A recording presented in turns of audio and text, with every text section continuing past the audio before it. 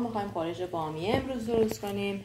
یه مقدار بامیه شسته احتیاج داریم، لپه، رب و گوشت که من از مرغ استفاده کردم. با گوشت گوسفندی هم میشه درست کرد.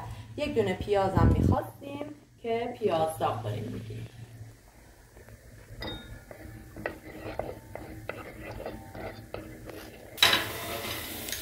پیاز داغ ما به این حد رسید.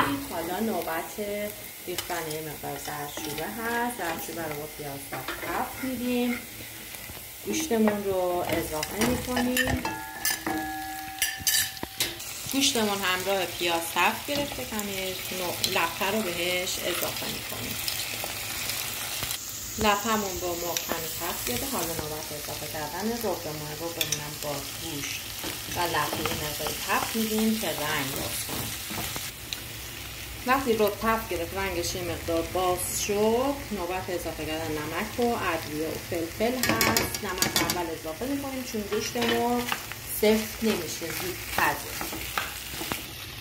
حالا مقدار آب بهش اضافه میکنیم به اندازه‌ای که مرغامون پخته بشه.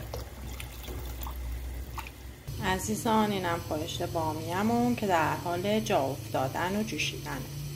اینم از برنج و خورش آماده ما. بامیه ها رو قبل از اینکه داخل خورش بریزیم یک کوچولو سرخ کردیم.